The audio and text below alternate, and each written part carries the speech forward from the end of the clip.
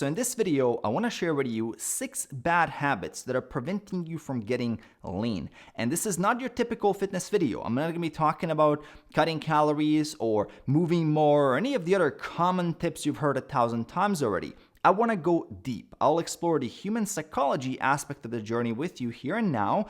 And this is based on my experience. I've done this for more than a decade now successfully. I've helped more than 600 clients directly reach these goals. And you need to know this to reach your goals.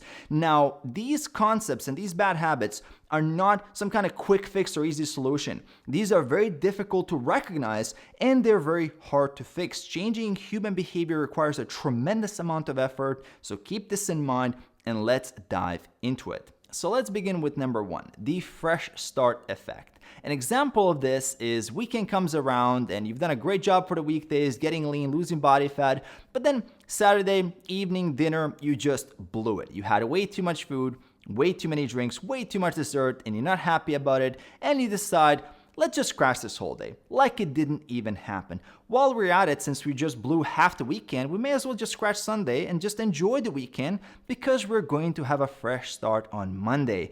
And this is also one of the reasons why people do New Year's resolutions to start their diets, or why they wait after a holiday to start paying attention to their food. It's also why they wait for birthdays, why they wait for their friends who are visiting to leave town, because it gives a convenient permission for a free-for-all right now, because everything is going to be different when that new cycle begins, when that Monday or that new year or after the holidays. All the bad habits are magically going to disappear. Everything is going to work out.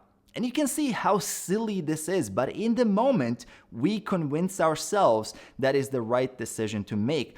If you find that you are also experiencing the fresh start effect very frequently, you need to make sure that the period from the slip up to when you get back on track is minimal. So if you had a bad evening dinner and you had a lot of drinks, go back on track immediately. Next morning, go do your training, eat something healthy, get back on the routine. Don't allow that period of time to be long. A lot of people will let that one slip up not just turn into 2 days, but actually multiple weeks, in some cases, even months. So don't be that person.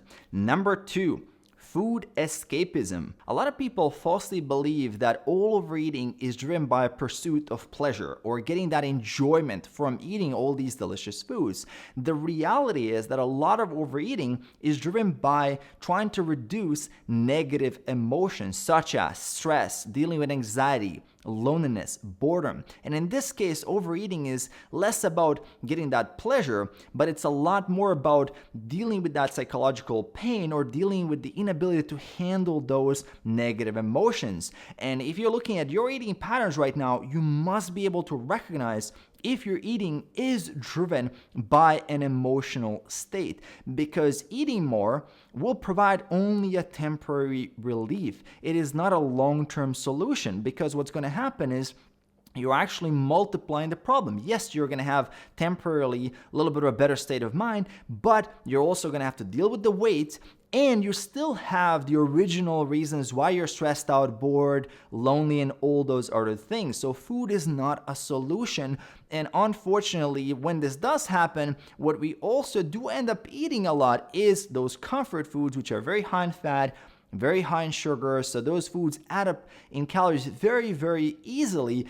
And it's something that really holds a lot of people back, given their stress at work, given stress in their relationships, or any of the other reasons that cause them to overeat. And it's important to be able to recognize this in your life and break this pattern immediately. Bad habit number 3, not liking this video. Jokes aside, please do me a favor, go below this video right now and destroy that like button as hard as possible so we can push this video out with the algorithm to more people to help them on their fitness journey. Please go ahead, hit that like button. Moving on, number 3, self-licensing. And what happens here is that someone might have a good accomplishment at work, or they have a series of very positive events in their life, and they use those events as excuses to overindulge in food. They give themselves a license to just overeat, overindulge without any kind of self-control or planning. And this can happen on a micro level and on a macro level. On a micro level, it could be in the same day you had a really good workout or did a little bit of extra steps and you decide, well, I deserve it. I'm just gonna have whatever I want for dinner because I've just earned it.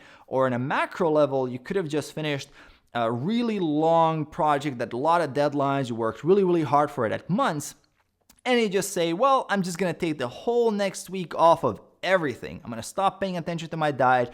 I'm gonna stop training. I'm gonna do whatever I want. I wanna eat as much as I want. I wanna just go fully out of control just because I've earned it, I deserve it, I work super hard for it. You can only imagine how much damage you can do in a single week like that. You can have a setback that's so major that it destroys the last month or two of work, just because now if you're coming from a dieted state, going into a hypercaloric state, you're just overeating and overeating, your body being prone to storing body fat because you've been dieting before, you're gonna put on a lot of body fat.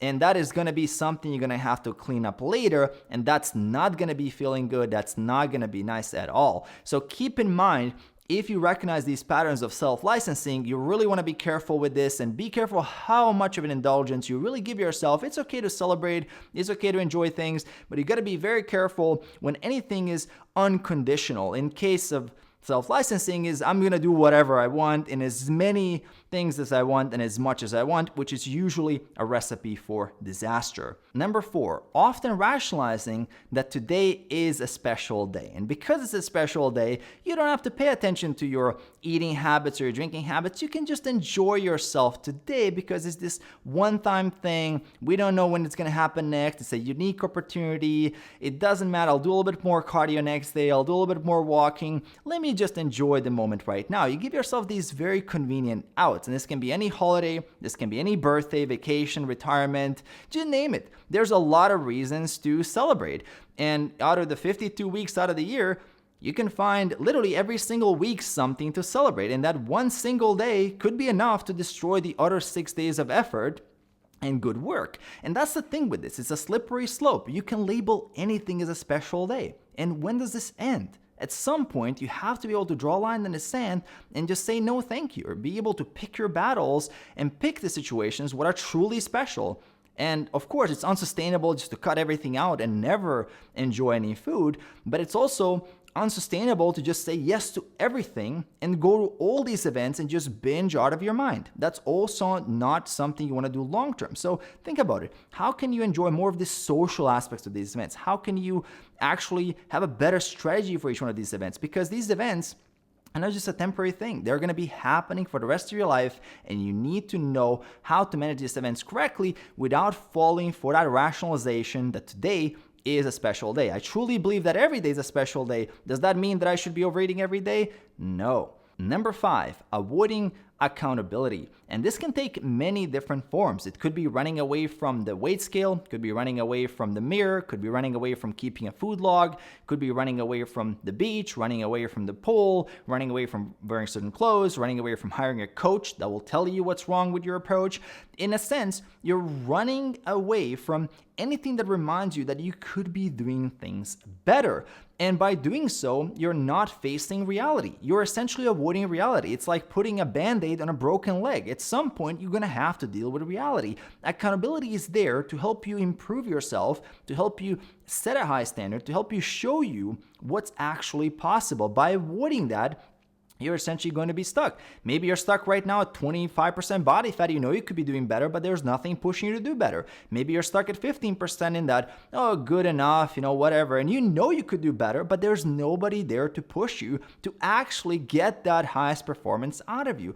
Accountability is essential, and we respond really well to accountability in our lives. So you do want to make sure to face reality, get that accountability in there to really take things to that level that you're going to be very, very proud of. Stop avoiding accountability. It is good for you, and it is going to be essential for your success. Number 6, protecting your fragile ego by avoiding failure. In practice, what this means is that you're avoiding learning and you're avoiding improvement, because failure is only a problem if you consistently fail at the same thing without improving your process, because failure is data. It is feedback you need to iterate on your system. And I know your ego is telling you that at some point you're just going to perfectly do this. There's going to be a linear line of success. It's just a matter of discovering this perfect program that's going to solve everything. That's not how this works. Even with a perfect customized program, everything great, there's still going to be be a lot of work required, a lot of patience, there's going to be ups and downs. That's just how this thing works. Success is messy, and it's almost like you have to fail your way to the goal itself. That's how this works. There are no quick fixes, magic solutions, or anything like that. You have to apply yourself, take massive action, learn from your action, and get better and educate yourself by watching videos like these. I also recommend that you subscribe below, hit that bell as well to enable notifications. If you want to work with me personally as your coach to get that accountability and that guidance, link is in the description below. Also, check out these 2 videos here at the end, and I will see you in those videos.